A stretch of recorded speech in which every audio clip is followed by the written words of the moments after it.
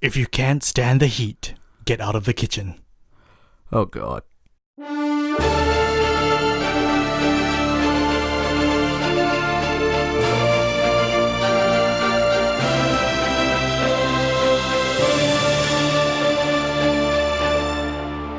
Hello, everybody, and welcome to the frantic kitchen that is The Critical Reel, the podcast that takes a movie from the week, breaks it open, and reviews it.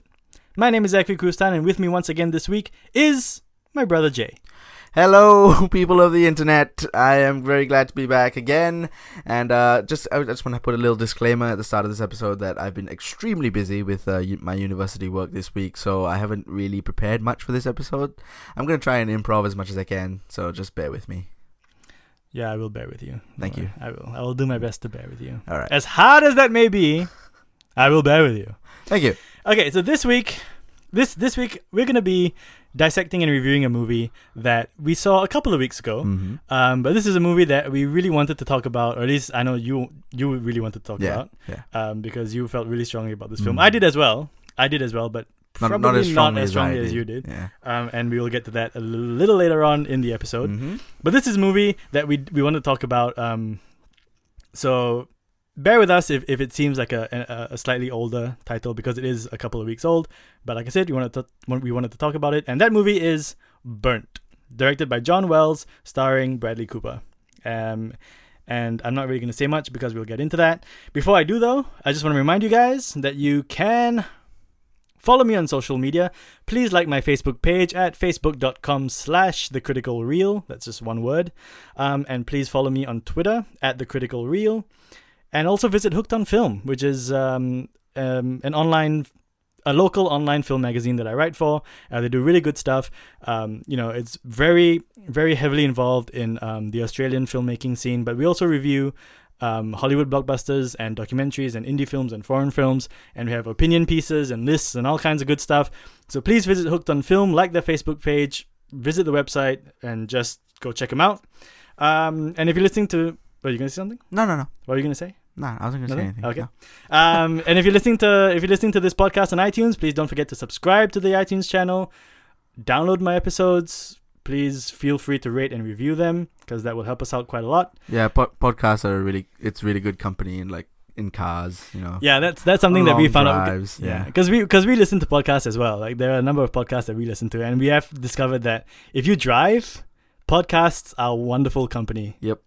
Yeah, it's not so great if there's somebody else in the car, because then you just can't converse. But if that other person's interested in that podcast as well, I mean, why not? But if that other person isn't really interested in the podcast you're listening to, don't put it on, because then it's just weird.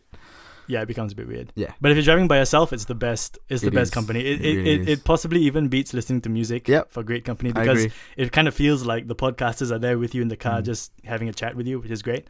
So please download my episodes and listen to them while you're driving to work, while you're driving home from work, if you're driving to school, whenever. We'll keep you company. We will keep you company with our yammering about film. And also, please visit my Patreon.com profile. I'm just trying this out. Like, I don't know if it's gonna even work, because I think patreon.com is a very American based website. They don't really cater for content creators outside of the US, but that is patreon.com, patreon.com/TCR. That's my profile page. Just go and visit. And patreon.com is a website for admirers of content creators to pledge any amount of money to content creators per month. You can pledge $1 a month. You can pledge $3 a month, $5, $15, $50, however much you want to pledge. And it just supports content creators. It keeps whatever they're producing going. Every dollar helps. Yeah, every dollar helps. That is what patreon.com is all about. Like I said, I'm just giving it a shot. I don't know if it's going to work, because it's a very American-based thing. All right, well, that was some lengthy housekeeping. That was very lengthy housekeeping, but it's kind of required. Yeah. Okay, so if you haven't listened to the Critical Reel podcast before, or if you haven't listened to my previous 3 episodes, I'm just going to go over the format of what we do on this show. So there are 5 different segments to these episodes, and it's each segment is dedicated to opening up the film that we're going to be dissecting and reviewing for the week, and just giving you a little bit of information about the film. So the first segment is the cast and crew and the synopsis. So that pretty much speaks for itself. I tell you the key personnel, the key actors, the key cast, and I read a synopsis straight from imdb.com because it's simpler that way, and it's just better because it hides a lot of spoilers if there are any. It's a really concise synopsis. Yes. And the second segment is the background and the production. So this is the history of the film. How did it start? What was its genesis? How did it carry on from there? Who were the people involved in the progression of the film? Who dropped out and all that kind of thing. The next segment is the review. I said 5. It's actually 4 segments. The next segment is the review segment. And this is like a discussion where we actually now get down and reveal our personal opinions about the film and review it, essentially. And the last segment is the recommended viewing segment. So it's our chance to sort of recommend movies that we think will help your viewing of Burnt or will help your understanding of Burnt, or any movie that we review for that week. And they are what they are. They're recommended viewing. So you can see them if you want. You don't have to. But it's sort of recommending movies that are similar to the one that we're reviewing. Sort of. Yeah, kind of similar. Unless it's like a sequel or a prequel or something that you're sort of required. Well, that wouldn't be a recommended reading. That would a recommended viewing. That would sort of be a required viewing. So that doesn't really count. Anyway, but I would, if it was a prequel or a sequel, I would probably still add that to a recommended viewing. Like, true. Depending on which sequel or prequel affects the present movie the most. Right. Is that what you mean? Yeah. Pretty much. Yeah, so those are the segments of each episode, just to give you a rundown in case you haven't listened to one of our episodes before. Do you have anything to add before we jump right into the first segment? No, let's do it. All right, let's start our dissection of Burnt. And we're going to start with the cast and crew and the synopsis. So Burnt is directed by John Wells, who is not a very well-known director. He's done a whole bunch of TV, and he's known for a number of ER episodes that he directed. And his most recent film was Osage County. I've not heard how to pronounce that. It's Osage County. Osage, I don't know. Osage. I've never seen that film. That stars Julia Roberts and Meryl Streep, and it's apparently pretty good. I just haven't seen it. So that is his resume. He's, like I said, he's not a very well-known film director. He's done more TV stuff. And Burnt stars Bradley Cooper, who plays Adam Jones, who is a chef. Yep, a really good chef. The chef. Mm-hmm. And also stars Sienna Miller, who plays Helene, Omar Sy, who plays Michelle, and Daniel Bruhl, who plays Tony. And this is the synopsis that I pulled straight from imdb.com. Adam Jones is a chef who destroyed his career with drugs and diva behavior. He cleans up and returns to London, determined to redeem himself by spearheading a top restaurant that can gain 3 Michelin stars. I guess that's a pretty concise synopsis. Yeah, that sums up everything. Tells you what you need. Tells you what you need to know. But I will sort of unravel the plot as we go along, just to fill in more gaps and more details as we go along. Okay, now it's time for the background and the production of Burnt. So Burnt doesn't have a very deep history. I think it goes, well, according to my notes and my research, it goes back to 2008, and that was in the early stages. And apparently David Fincher was originally meant to helm the project. And Keanu Reeves was supposed to star. I don't know how that would have worked. That would have been weird. I can't even picture Keanu Reeves in a David Fincher film, period. Yeah. Let alone a David Fincher film about cooking and being in a professional kitchen. That really would have been weird. I would have liked to see it. I would have liked to see that. But I mean, Keanu Reeves is just he's so much better at action stuff than he is at drama. And this is such a dramatic piece that I don't know if Keanu Reeves would have suited the role. But anyway, that was what was supposed to happen in 2008. So a good 7 years ago. Yeah. But Fincher left the project in 2010. And then Derek Cianfrance, or Cianfrance, or Cianfrance. I have no idea how to pronounce his last name. Cianfrance. There's actually the word France in his name. Cianfrance. Cianfrance. Okay. Derek Cianfrance, who directed Blue Valentine and The Place Beyond the Pines. Place Beyond the Pines also starred Bradley Cooper. I wasn't really a fan of that movie. But anyway, so he was attached to direct the film in 2013. but dropped out and was replaced by the current director, John Wells. So 2 directors came and went from the project. Mm-hmm. I'm still pretty interested to see how David Fincher would have directed this. I think it would have been quite it's a something movie, really unlike David Fincher. Well, but then again, the Social Network was unlike David Fincher as well. True. That thought just entered my mind. All right, so the movie was originally started. The movie originally started under John Wells. The movie was supposed to start out as a cooking comedy. Oh. And most of the same personnel were attached to the film, so including director John Wells, Bradley Cooper, Sienna Miller. They were all attached to this cooking comedy, which is what it was supposed to be. And what I found interesting was that Cooper, when he was 8 years old, said that he either wanted to be an actor or a chef. And it's interesting that in this movie, he kind of does both. He's kind of an actor and a chef. And the film was originally titled Chef, which is quite a succinct title. Yeah. I think it works for the film. But it was retitled to Adam Jones on July 24th of 2014. Oh, which is my birthday. Yes, it is. Yeah. I didn't even realize that while I was writing the notes. Okay. And it was renamed to Adam Jones to avoid confusion with Jon Favreau's name of the same title. Yeah. So Jon Favreau, as you all know, had a film called Chef, which he directed and starred in. I have not seen it yet. Neither have I. I've heard pretty good things about it, though. I should probably watch it. Yeah, it's on my list. It's on my list of movies to watch. And Uma Thurman was added to the cast around this period. Oh. She's quite inconsequential to the story, actually.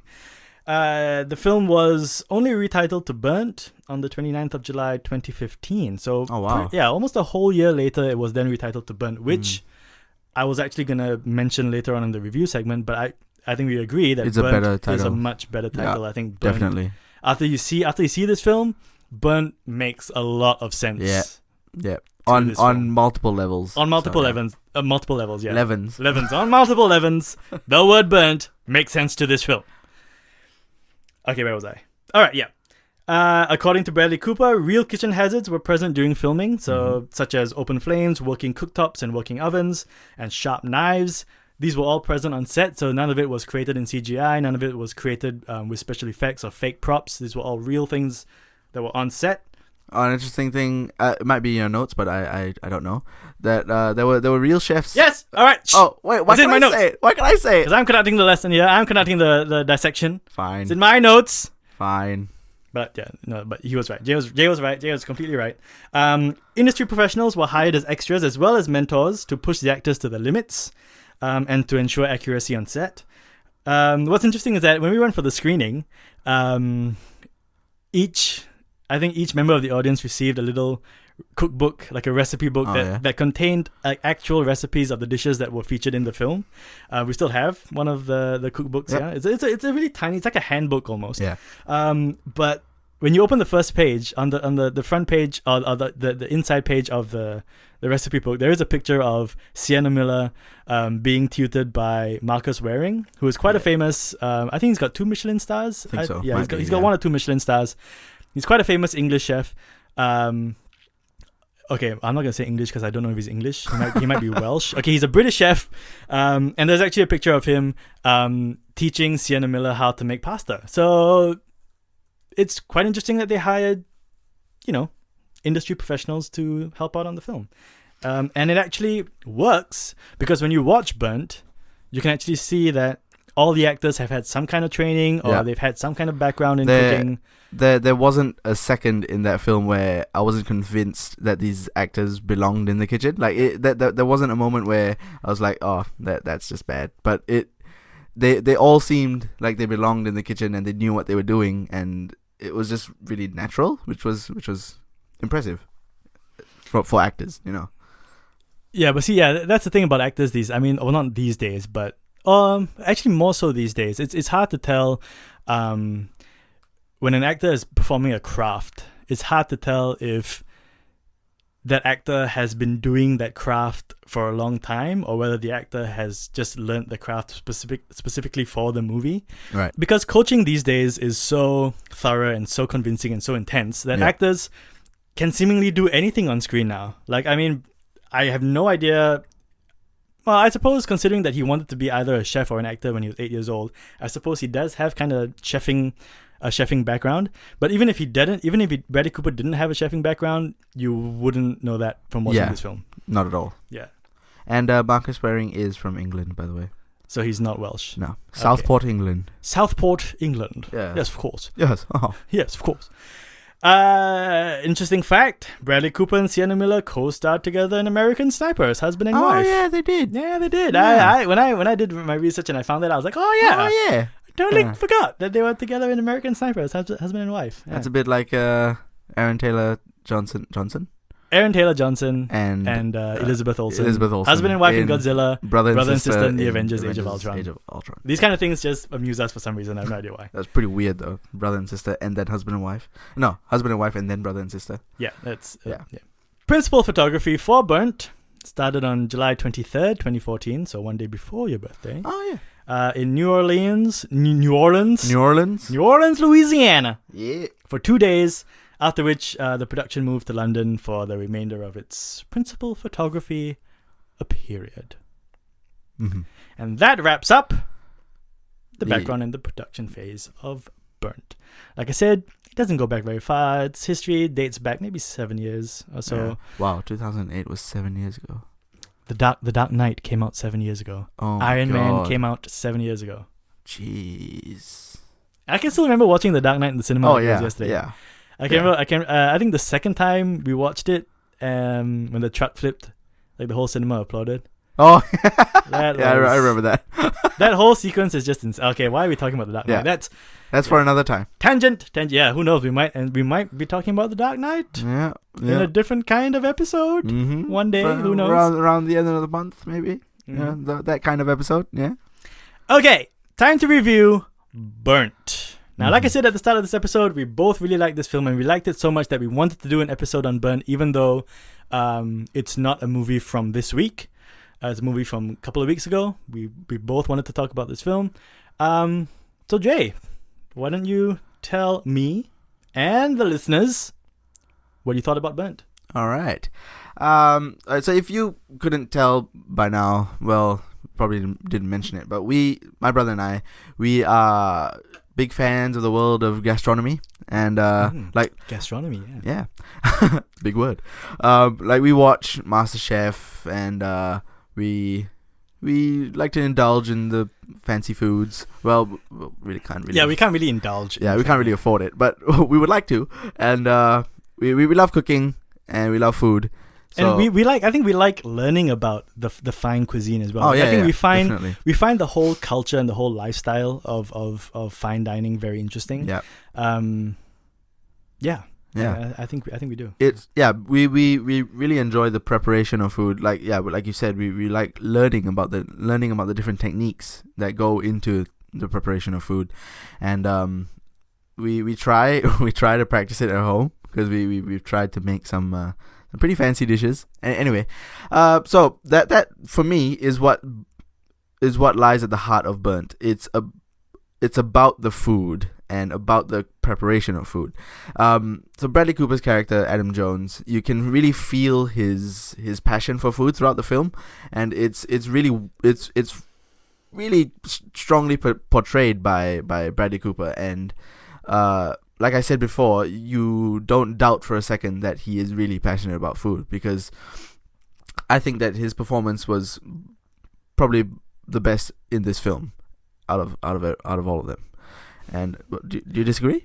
No, I think, but then again, it's hard. It's there's not much of a fight, because the movie is all about him. About him, right? The movie is all about his story. I think. Oh, that's just my opinion. It's his story. So, as good as like any other supporting characters will be, he's the one who shines in this movie. It's all about it's. I think I don't know for sure, but I was thinking this while I was watching it, even though I wasn't really keeping tabs. But I think this is very much like Chinatown, where Bradley Cooper is in every scene. Like, I don't think there's any scene of the movie that doesn't have Bradley Cooper's character in it. Very much like Chinatown, where Jack Nicholson was in every scene of the movie. Yeah. So this is a movie that's very much about him. It's almost like a character study, but not quite. Yeah. And I will kind of say why in a bit. But But yeah, his performance is very convincing. I agree. His performance is quite fantastic. Yeah. And the character of Adam Jones is an extremely intricate and interesting character. There's so many levels to his character, and there's his passion for food, and then he has his okay, well, shall we have a spoiler alert before? I have no idea what you're gonna say. So what's all about the story and I mean, you can talk about the story. Just like if you come across any twist or any important detail in the story that viewers must not know before going in, then don't say it. Okay. But if it's just telling the... Fair enough. Yeah, then go ahead. All right. So, yeah, well, he has this whole history with drugs and drinking, and he was an alcoholic, and... Women. He was a womanizer, yeah. He owed someone huge sums of money for drugs, so that came back to bite him in the ass, and as it would, and so yeah, he's just a really intricate character, and but for me, the thing that really shines through is his passion for food. Like, I just keep going back to that because that's what always that's the only thing not the only thing, but that's one of the main things that I remember from his character. Yeah, he's very much like a Mozart or a Picasso, where he's such a not tormented, but he's such a perfectionist. No, as in, well, he's such a flawed... that's what I was looking for. He's such a flawed character because he's come from this background where, as the movie starts, he's just come out from prison. He's just come out of prison. Yeah. I forgot about that. Yeah, he's on parole, and he's trying to change his life around because he was in prison for, I think, drugs or something. And so he comes from this past of a lot of vices, but he is a culinary genius. He is so... passionate about food and about what he does. So he's kind of like a Mozart and like a Picasso because they lived such fractured lives, but they were so gifted, they were so talented, they were so good at what they did. And Adam Jones, I don't know, he just reminded me of that. Alright, I see that. Yeah. And I think what we both agreed on was the fact that Bradley Cooper as Adam Jones really behaved like an actual chef would. There were so many scenes where he was trying out food. He was trying out ingredients. He would go to the local grocer and there'll be a shot of him trying some kind of herb or spice and asking taking notes. Asking the grocer where he got this from or what it was, and that really struck a chord with us because, like I said, we watch a lot of that's fine. We watch a lot of documentaries and shows about chefs and culinary stuff and. That's exactly what chefs real do. Chefs behave that way, and there's a lovely scene in Burnt where he's at Burger King. Oh yeah, and he's having a burger, and what I think he's taking notes about the ingredients in the burger. He's sitting there, he takes a bite out of the burger, and then he's scribbling something in his notepad, and I think he's taking notes about what he tastes in this burger, which I think is Burger King burger. Yeah.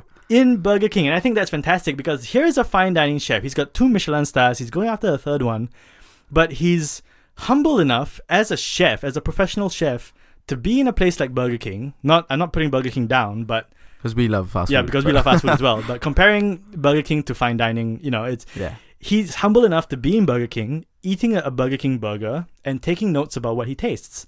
I mean, that is at the very core of any chef. Yeah. They will eat anything. They will examine and analyze anything. And then in the scene, Sienna Miller's character comes in and sits with him at the table, and I can't remember the dialogue. Exactly. It was along the lines of something like, she would be like, "Oh, you would eat that crap." And then I don't think that was the exact line. But she was kind of being condescending and putting him down for eating in a place like Burger King because he's such a renowned chef, and he puts her in a place. He really puts her in a place. That was a good scene. Yeah. Yeah, that was a good scene. Again, I can't remember the dialogue, but he says something about just not being complacent, and he said that the key message to take away from the scene was the problem with a place like Burger King is not quality; it's the fact that they are consistent. They are consistently complacent. Yeah, because they just churn out the same thing.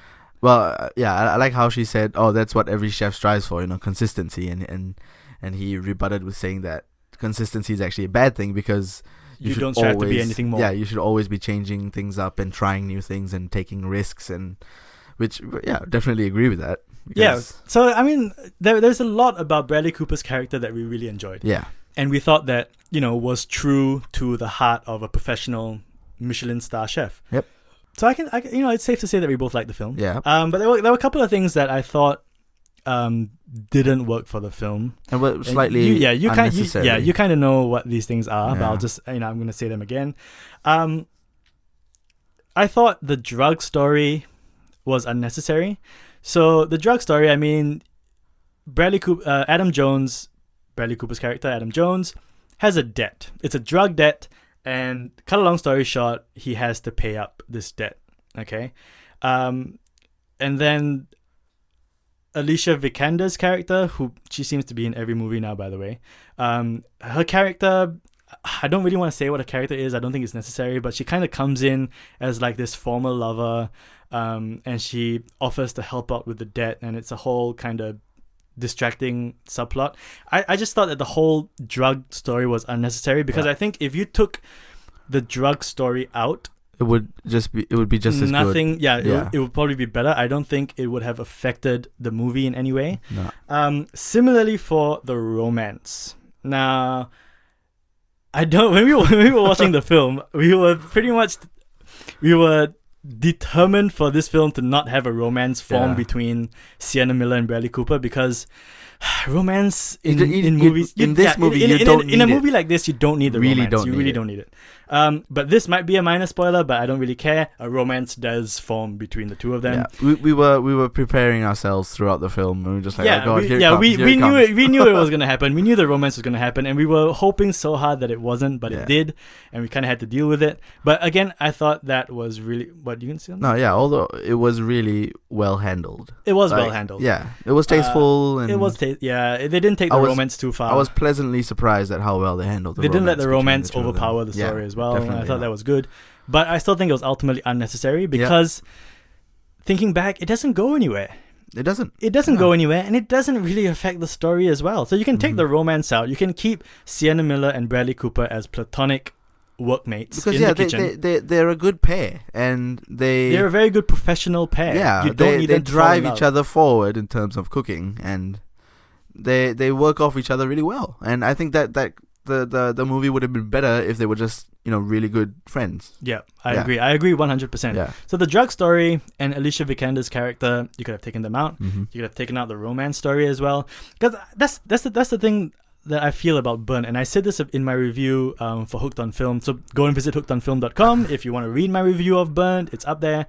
But I said this in my review. I think the movie lacks the conviction to take itself all the way.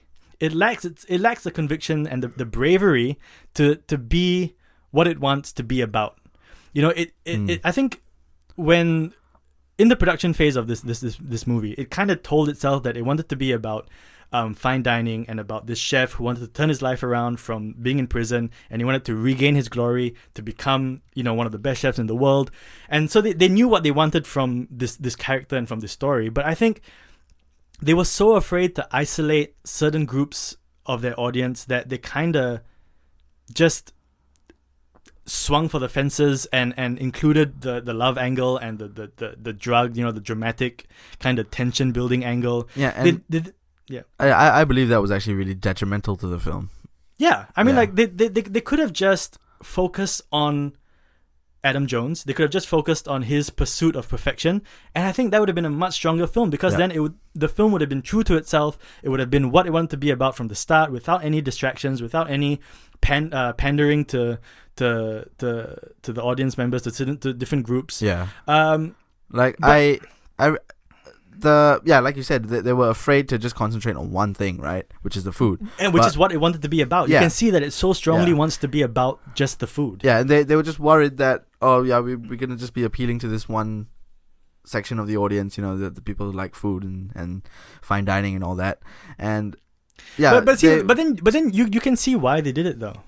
You can, did what? That you can see why they included the love angle and to try and appeal to more people. Yeah, because we love this kind of subject matter a lot, but not everyone does. Yeah. So not everyone would go into Burnt being enthralled by seeing food preparation and the kitchen and how the fork and knife must be measured on the dining table.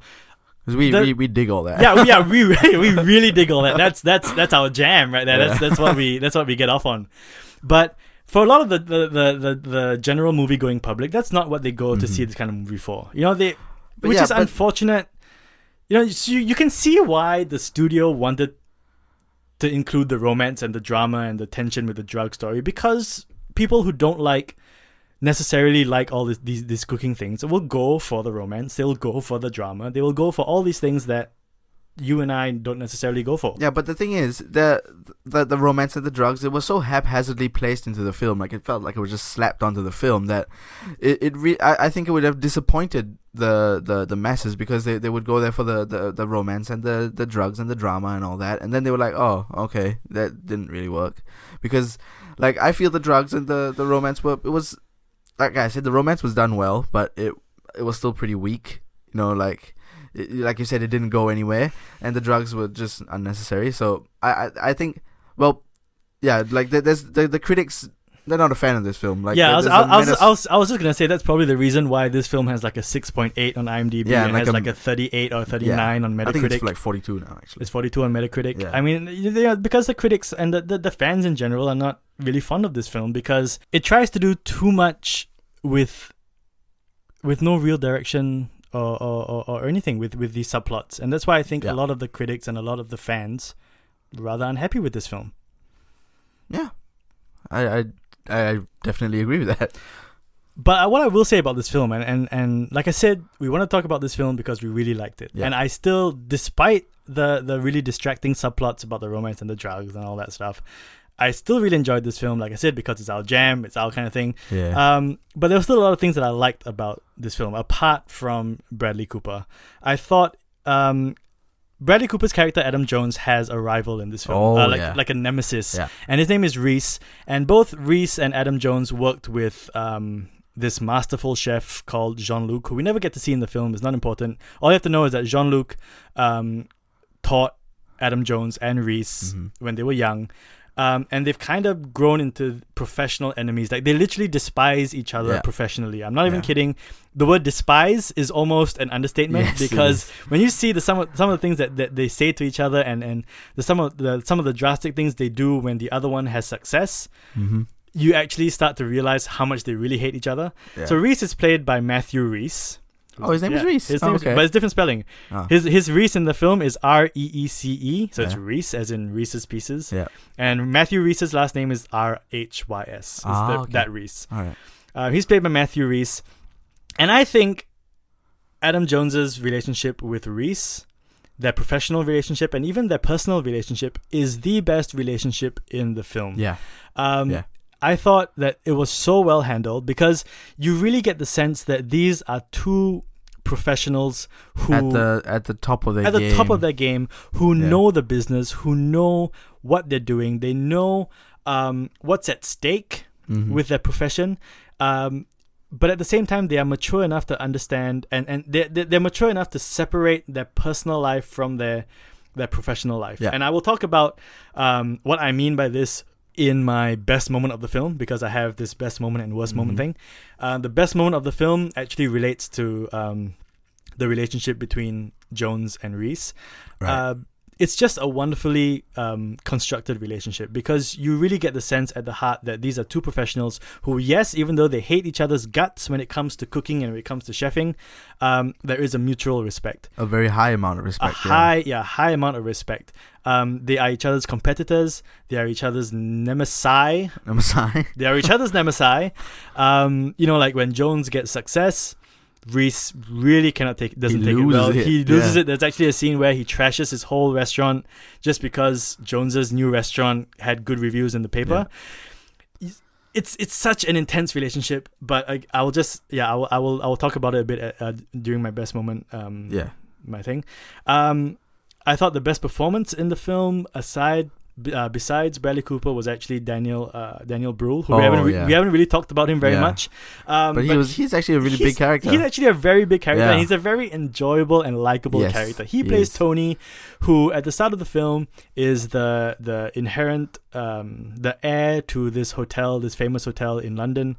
And he ends up later on in the film becoming Adam Jones's maître d'. for Adam Jones's new restaurant, and he's one of the best maîtres in Europe or something, and he's also gay, which is very cutely hinted at in the movie. Like when the movie starts, you don't really know he's gay, but then they kind of drop little bombs that he is gay. And I think he gives the second best performance of the film. He's very funny. Definitely. He's very funny. He's very endearing. And Daniel Bruhl, I mean, he's quite charming actually as Tony. And you actually start to like his character quite a lot. And you actually like the relationship he has with Adam Jones as well. I think it's possibly the second best relationship in the film. I was actually going to mention that. Yeah, apart from Adam Jones I felt and Reese. that was the second best. I mean, we're not even going to talk about Adam Jones and Helene, who's played by Sienna Miller, because it's not an interesting relationship at all. It's just one of those. It's an interesting professional relationship. They've got a very interesting professional relationship. Other than that, it's just flat. Because all right, Helene's backstory, Sienna Miller's character, she worked in a restaurant that was under Tony's hotel, and when Adam Jones started up his own restaurant, he pulled her out of that restaurant and nabbed her to be in his restaurant as his sous chef. He basically forced her. Yeah, basically. Right, oh no, not his sous chef. His saucier. Saucier, yeah. That's right. She became his saucier, who is a chef of sauces, obviously. And they developed this very interesting working relationship where they bounced ideas off each other and they bounced methods of cooking, because Sienna Miller accused Bradley Cooper of being too old school and his methods were, nobody roasts and fries and sautés anymore. Now people use the sous vide machine. Sous vide is cooking food at a low temperature, cooking food in water at a water bath, at a consistent low temperature. That is our culinary geekness coming out. Yeah. So they bounce a lot of professional ideas off each other, and they form this really great professional relationship. But in terms of personal relationships, I still think Adam Jones and Reese is the best. Yes. And then Adam Jones and Tony, close second. Yeah. Very, very interesting characters and interesting relationships there. So there is still a lot to like about this movie. I still thought it was a very entertaining movie, despite the flaws that we talked about. See, then again, if you're listening to this and you are not such a huge culinary fan, you might go into Burnt and actually really like it, for different reasons that don't involve cooking. Or you might feel the same way that that we do and just be completely put off by the unnecessary subplots. Or you may feel the same way as most of the critics do, because they don't like it. So you might feel the same way as them. So it's a very it's almost like a niche. Yeah, it's a very market. niche movie, and I think I said this before, but I mean the movie knows that it's a niche movie. I just think it should have just gone full niche. Yeah. It should have just gone 100% niche. Yeah, it should have committed to that. Isolate the audience. Don't worry about isolating audience. Just do it. Isolate the groups that you don't want, that are not part of your demographic. Just focus on your demographic and please your demographic 100%. I think Burnt would have been a much better film. Yes. As it is, it would have been a much more focused film. Film. As it is, I think you have already said that it's one of your top 5 movies of the year. Or something. Yeah. That's how much you liked it. I really enjoyed it. Yeah. I don't know if I can put it in my top 5 or even a top 10. I don't really. I really like this movie, but do you think that there's just too many flaws to put it in a top 10? Yeah, I just think, like I said, it just doesn't have the conviction. It doesn't have the belief in itself, I guess, to be about what it wants to be about. And I think there are a lot of other films this year, even though this hasn't so far been a great year for movies. Mm-hmm. I think there have been a lot of other movies this year that have stuck to their guns and just been what they want it to be about. I mean, Mad Max Fury Road is a perfect example of that, because everyone's accusing it of not having a great screenplay, and Tony, what's his name, Tom Hardy is a bit weird in that movie, but it doesn't care. It is the movie that it wanted to be, and that's why it's such a great movie. So I think Burnt is not of that caliber simply because it lost faith in itself along the way. But I think I said it would be in my top 5 because that was like immediately after I watched it. So how are you feeling now after this episode and we're talking about it and thinking back? But I mean, I'm not trying to push it down your list. No, I know. But I just how do you feel now? I guess after like really talking about it and pinpointing the flaws and actually realizing that they're rather large flaws, but don't think it would be top 5 now, but it Not would. even top 5, because you said top 3 at I one did, point. I You did. said top 3. It would be close. It would be close, but just having those flaws in the back of my mind now, it may not be top 5. Fair enough. But I still really enjoyed it though. Yeah, I mean, so did I. Yeah. I mean, I think we both walked out of this film being quite satisfied. Yep. But then it's hard because we might just have been satisfied by the whole cooking part Yeah. of it. It's hard. And there's nothing wrong with that. No, but we like the writing of Yeah. Bradley Cooper's character. We True. like the fact that he's a True. true chef at heart. yeah, I think that is also what sold us on yeah. It movie wasn't quite a lot. just the cooking. Yeah, it wasn't just the cooking. It was how well they wrote the character and how believable they made Bradley Cooper's character. Because, Yeah. like I said, or like we said, we really bought that he was a chef. Not for a Mhm. second did we ever not believe that any one of the actors in the professional kitchen did not belong in the kitchen. Yeah. They all belonged there because they were so convincing in their roles.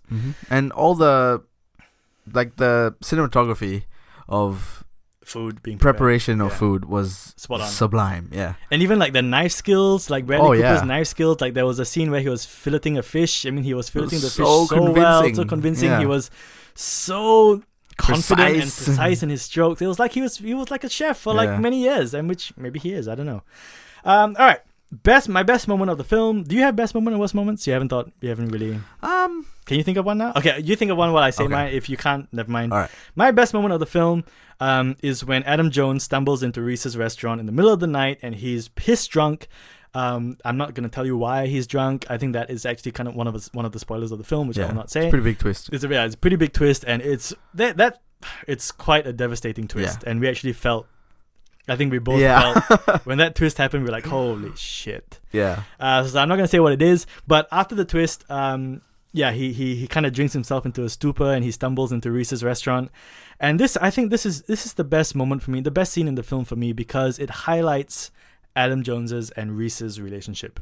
If you've forgotten who Reese is already, where have you been? But I'll give you a refresher anyway. Reese is Adam Jones's rival. Yeah. That's who he is.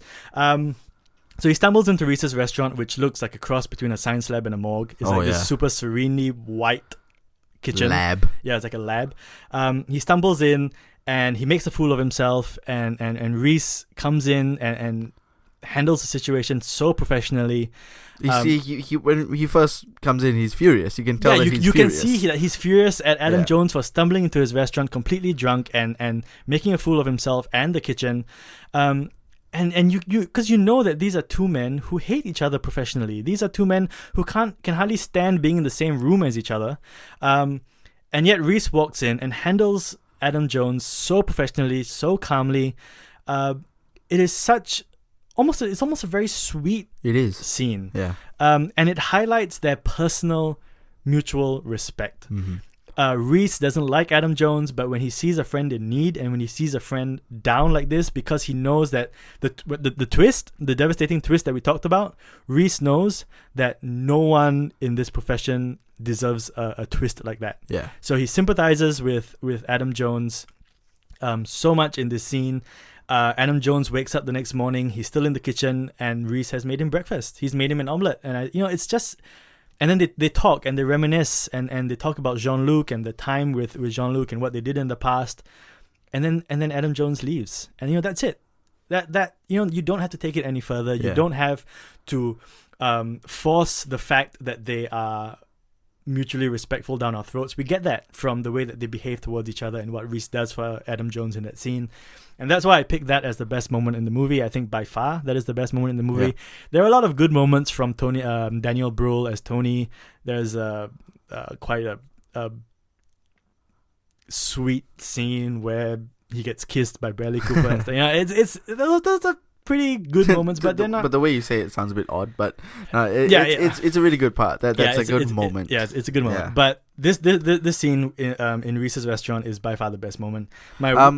Should I say my best moment? Okay, what's your best moment? My best moment. It's gonna be a bit hard to talk about it because it's probably the twist part, like the twist. All right, we'll leave it at that. The twist is the my twist best in the moment. movie. Yeah. When you watch it, you'll know what the it just twist is. catches you so off guard, and I would like so much to talk about it, but I don't think I can. I don't think you should. There's so much to talk about in terms of the twist, and there's the build up to it and all that, and I have so much to say, but I can't.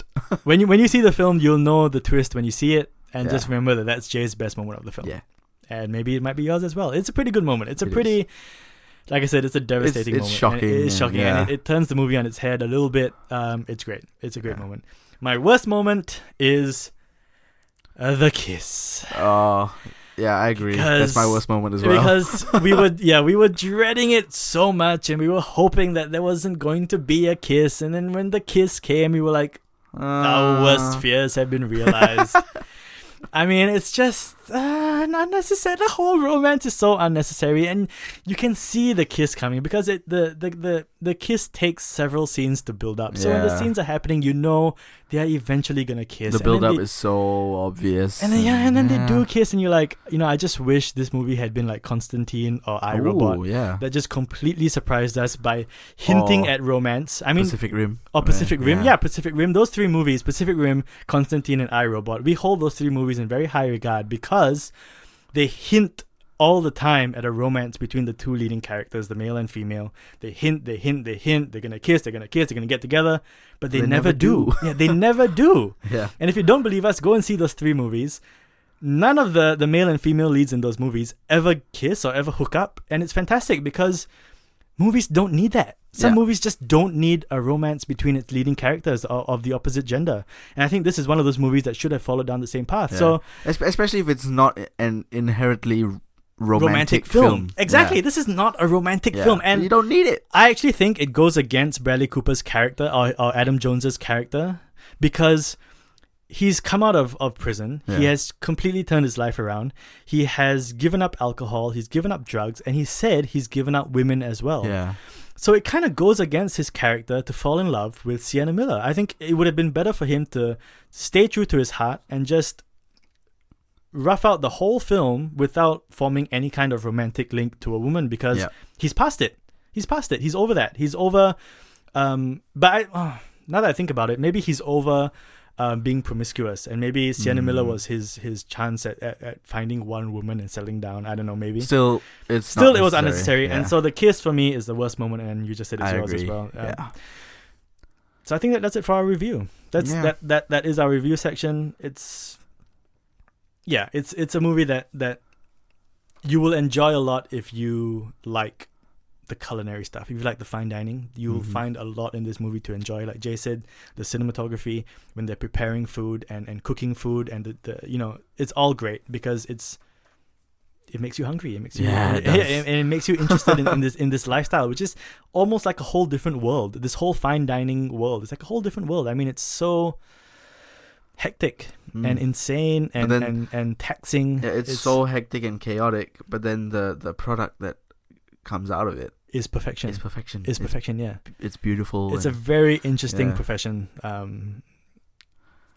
Working in a Michelin star restaurant, I think. All right. So, do you have anything to say about any other thoughts that you have about this movie? Yeah, I have so many other thoughts, but I can't really say it without spoilers. So, are they all about that spoilerific moment? Yeah, because I would love to talk about that. Yeah, but oh well. Yeah. You would just have to watch it for yourself and find out what the twist is. Okay, so we're gonna jump into the last segment of this of our episodes, and that is the recommended viewings. And I think, how many do you have? Well, I have basically just one. Like I said, I didn't have much time to prepare. Okay, but I basically have one, and I looked at your notes, and you have the same one. Yeah, so. I have two. One of them is we share one of them, and I'll just. Do you want to say it, or should I say it? Yeah, go ahead. Well, yeah, go ahead. All right. So our pick. Okay, my first pick and your pick for recommended viewing is Ratatouille, and I think this is quite a clear-cut choice because the Pixar film from 2007. Yes, the Pixar film from 2007, directed by Brad Bird. Yeah. Although I think our reasons for choosing it might be different, so I'll just say what my reason is. Do you have a reason? Do you have a reason? Yeah. Okay. Well, go ahead. Yeah. I chose Ratatouille because it fixes all the problems I have with Burnt. Or the main problem Actually, no, it fixes all the problems I have with Burnt. It has a romance angle, but it's way more tastefully handled than Burnt. Yeah. It has no drug angle, thank God, because first of all, it's a kid's film, so more. And the most important reason I chose Ratatouille is because it sticks to its guns. It knows what it wants to be, and it bees about it all the way to the end. This is a movie that believes in itself, believes in what it wants to be, and it just does it from start to finish. Yeah. It doesn't cheat itself. It doesn't cheat the audience. I mean, it is such a ridiculous premise. I mean, it's about so a ridiculous. rat, and rats are the enemies of fine dining. Like Yeah. if you go to a restaurant and you see a rat, you close that restaurant down. Yeah, that's what makes it so interesting. Yeah, this That is a rat who loves to cook. That in itself is a marvelous premise. But it's so odd and it's so ridiculous, and it's so hard to get your head around.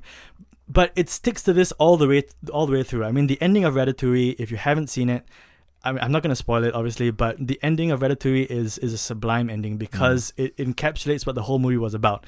So this is a movie that is about fine dining. It's about cooking in a restaurant. Yes, it's about a rat, but it's also about the professional kitchen lifestyle. It covers a lot of that and what it's like to work in a professional kitchen. And there's so many scenes in Burnt that reminded me of scenes in Ratatouille. Definitely. Food on the fire and the orders being barked at from across the kitchen, and table 4, 2 duck and 2 lamb, and the kind of things. It's all Ratatouille has all of that, and it's just like I said, it just fixes all the flaws I have with Burnt. It's handled better in Ratatouille than it is in Burnt. Like the storyline is handled so much better. That's true. Yeah. All right. So what's your reason for choosing Ratatouille? Well, yeah, you pretty much summed it up. It's just, and also Ratatouille, it's unbelievable. Animated food. It actually makes you hungry. The food is animated so well that you really just want to eat it. And it almost looks better than real food. Yeah, it does. It does. You just want to eat that food. It's incredible. Pixar's animation has always been sublime. But the food animation in Ratatouille is just immaculate. Yeah. It is. Oh, love that movie. All Absolutely love that movie. My second and last recommended viewing for this week for the movie Burnt, and I picked this movie because Burnt is very much a Bradley Cooper film. It's almost a character study, like I said, and Bradley Cooper is the main star. It's all about Bradley Cooper. It's Cooper. So I chose a movie that, to me, highlights Bradley Cooper's best performance, and that is 2012's Silver Linings Playbook. Yeah. Directed by David O. Russell, who also directed American Hustle and The Fighter, and directs the upcoming film Joy, which also stars Bradley Cooper and Jennifer Lawrence. And I just think that this Silver Linings Playbook is Bradley Cooper's best performance. I agree. He is so much better in this movie than Jennifer Lawrence, and I'm using this opportunity now to unplug Jennifer Lawrence because, and I'm right there with you. Yeah, because I don't think she's a great actress at all. I think she's only okay. Yeah. I just think she's only okay. She didn't deserve to win the Academy Award for Silver Linings Playbook. I think Bradley Cooper should have won. Yep. If you watch Silver Linings Playbook, just watch Bradley Cooper's performance. I mean, it's more nuanced than Jennifer Lawrence. It's more effective. It's more tragic. It's more broken. It's more uplifting. It's more everything than Jennifer Lawrence. I bought his performance so much more than Jennifer Lawrence's performance.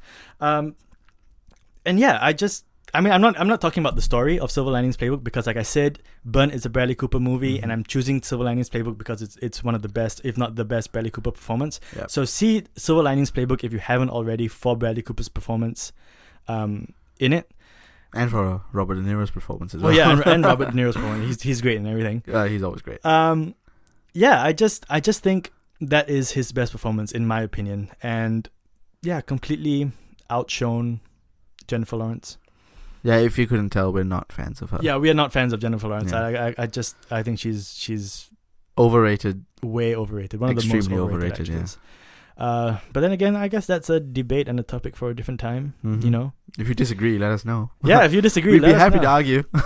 And I guess it's time to plug social media once again. All right. If you do want to let us know, please let us know, or let me know on Facebook at facebook.com/thecriticalreel. Please like my Facebook page. You can also let me know on Twitter at thecriticalreel. Just don't be afraid to tweet me. And also, if you are so inclined to read some reviews, please visit hookedonfilm.com, which is a local up-and-coming online film magazine which I write for. We've got fabulous stuff there. And also, if you're listening to me on iTunes, don't forget to subscribe to my channel, download my episodes, rate and review my channel. I also just want to say that, just to remind you guys that you can actually request movies for us Yeah. to dissect and review if you so feel like it. The only thing that I do not take requests for are great films, because that is 100% subjective. Yeah. You might say Forrest Gump is a great film and I might say it's not, so doesn't matter. But if there's any other film that you want us to review, just let me know on Facebook or Twitter, any kind of social media that you can find me on, and let me know, and we'll try our best to work that movie into our schedule and dissect and review it. Yep. I think that does it. Yeah, I think so. Would you like to say anything more before we close off, Mr. J? All right. Well, I don't really have a Facebook fan page or anything because I'm nobody. But you can, if you want, if you're so inclined, you can follow me on Twitter at dialoguesc, and that is dialogue with the UE at the back, not just OG. Yep, that's it. So I hope you've enjoyed this dissection and review of John Wells's Burnt, starring Bradley Cooper. Please go and see it. It's out in cinemas now, all across Perth. Pretty sure all across the country as well. Yeah. Go and see it if you haven't already. And let me know what do you think after if you have seen it. Let me know if you agree with what we're saying about it. If you disagree, if you just love the film so much that you didn't think there were any flaws, let us know. Let me know why you thought that way, and we can have a discussion about it. Yeah. But go and see Burnt. Like I said, it's out now. And yeah, that does it for this episode of The Critical Reel. Until next week, like I said, well, not like I said, but like last week, I will hint the movie that I will be, or we will be, depending if Jay wants to join me again next week, dissecting and reviewing. I'll hint that sometime during this week. Overall social media. On all social media. Until then, please everyone, thank you, not please, thank you, not please, thank you everyone so much for listening. I am once again Zachary Cruz-Tan. And I am Jay, Zach's brother. Yes, my brother. Please don't stop watching films. Watch movies till the day you die, because we have so many things to learn from movies, and they are great. Oh yeah. See you guys. See ya.